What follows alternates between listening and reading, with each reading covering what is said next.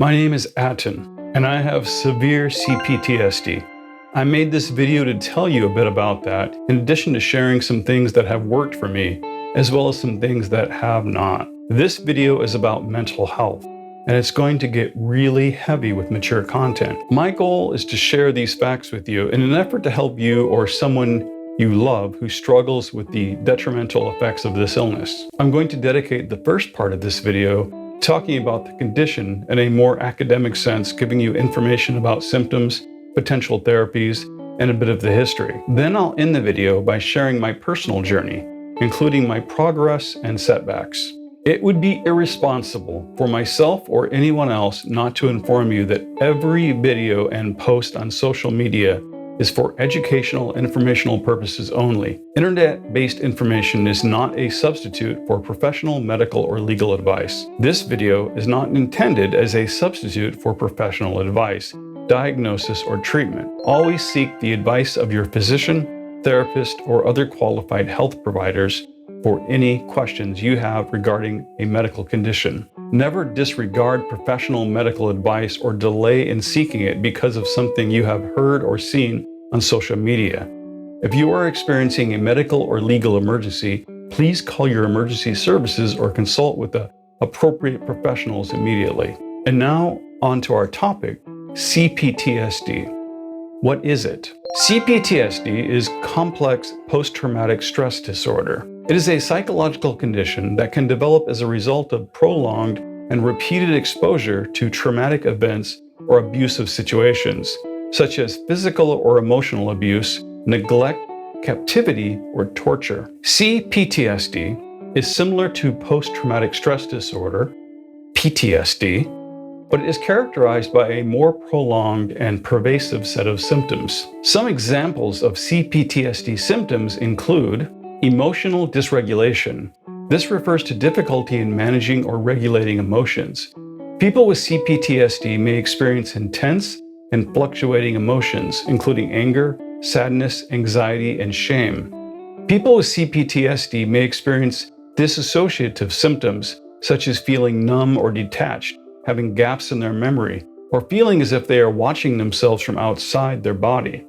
This refers to a disconnection from reality or a sense of detachment from oneself or one's surroundings. People with c-PTSD may struggle with forming and maintaining healthy relationships. They may have difficulty trusting others, feel isolated or disconnected from others, or have a distorted sense of self-worth. People with c-PTSD may have a negative view of themselves, feeling worthless, defective, or damaged. They may have experienced feelings of shame or guilt and blame themselves for the trauma they experienced. People with c-PTSD may experience hypervigilance. This refers to a state of heightened arousal or vigilance in response to potential threats or danger. People with c-PTSD may be easily startled, have trouble sleeping, and feel constantly on edge. People with c-PTSD may avoid certain people, places, or situations that trigger memories or reminders of their trauma. They may also avoid discussing their trauma or their feelings about it. People with c-PTSD may have a distorted sense of meaning or purpose in life. They may struggle with finding meaning or purpose in their experiences and may feel as if their trauma has robbed them of a sense of hope or future. The history of c-PTSD. The concept of complex post-traumatic stress disorder, c-PTSD, was first introduced by the psychiatrist Judith Herman in her 1992 book, Trauma and Recovery. Herman proposed that individuals who had experienced chronic and repeated trauma, particularly in childhood, could develop a distinct set of symptoms that were not fully captured by the diagnosis of PTSD. In 2019, the World Health Organization listed c-PTSD in its 11th revision of the International Classification of Diseases. However, c-PTSD has not been officially recognized as a separate diagnostic category in the Diagnostic and Statistical Manual of Mental Disorders, which is the standard classification system used by mental health professionals. Instead, it is often considered a subtype or a proposed specifier of PTSD. Some mental health experts argue that c-PTSD should be recognized as a distinct diagnosis, given its unique symptom profile and clinical presentation. However, others have raised concerns about the potential for overdiagnosis and the need for further research to better understand the nature and treatment of this condition. If you are suffering from c-PTSD, you are not alone, and there are several therapies that have been suggested for the treatment of the condition. These include, but are not limited to, trauma-focused therapy. This includes evidence-based treatments such as cognitive behavioral therapy, eye movement desensitization and reprocessing, and prolonged exposure therapy. These therapies help individuals process and cope with traumatic memories and reduce symptoms such as anxiety, depression, and hypervigilance.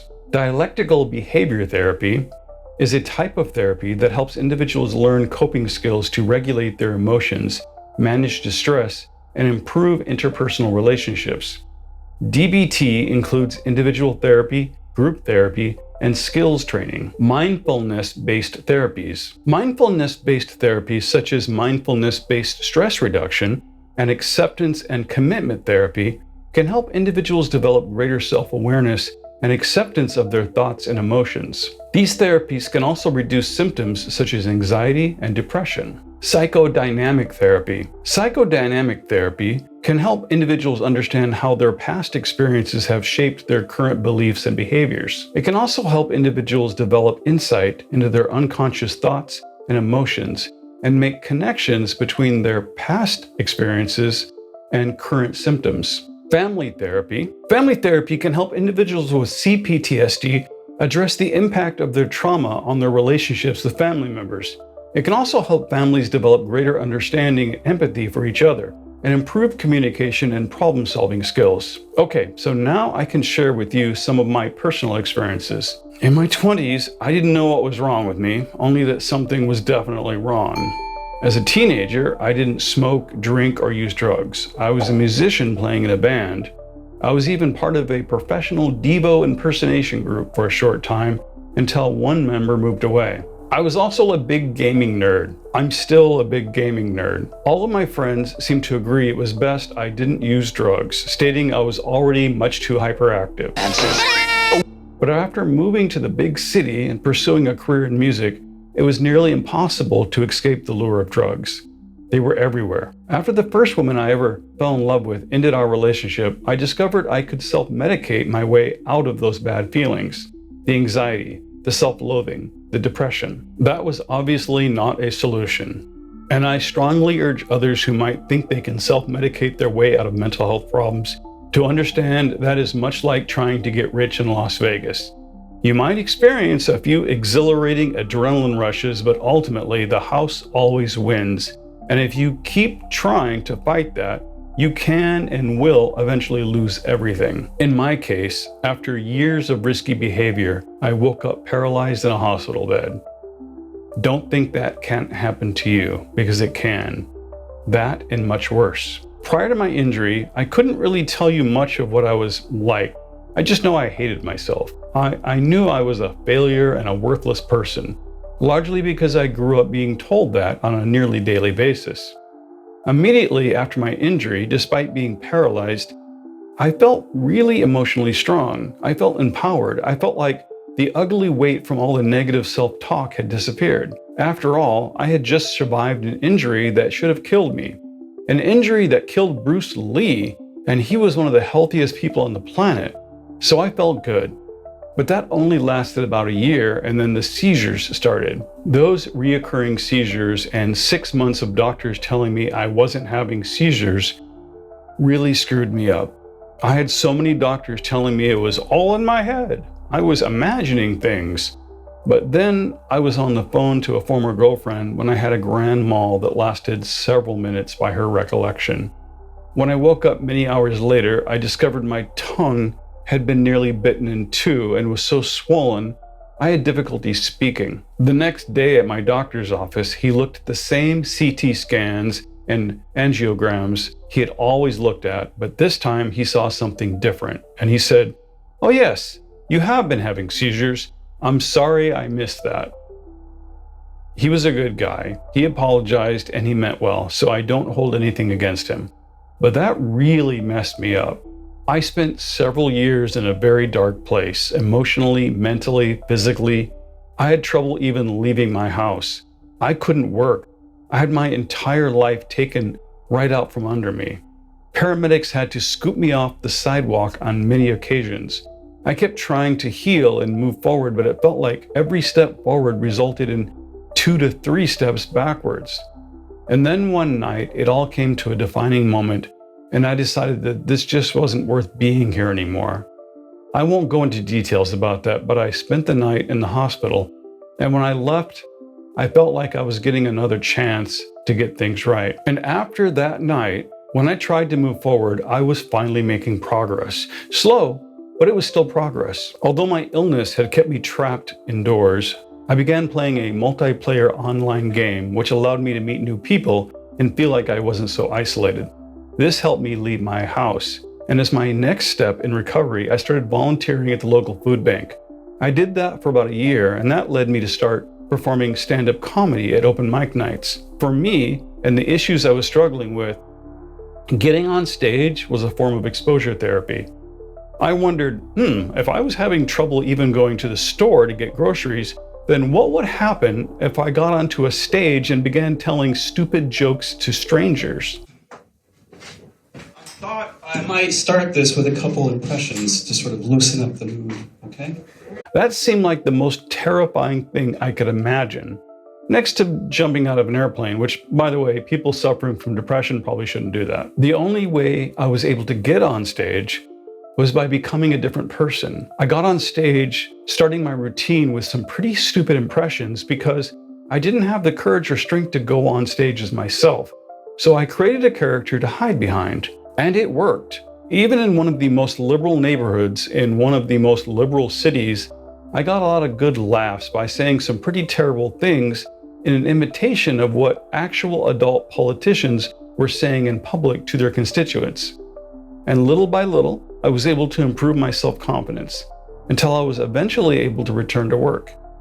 Each small step forward took me towards being in a better place. And this led me to starting my own business. And now today, I'm the owner of one of the highest rated ghost tours in the Pacific Northwest.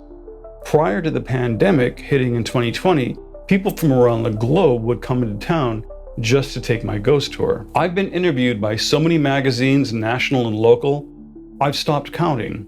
I've been blessed to do radio interviews, online streaming interviews, and in 2017, I was picked to represent my city as the spookiest attraction in Seattle by a major tech firm for their national 30 Days of Halloween campaign. This is Otten, the guy that's going to take us on a ghost tour.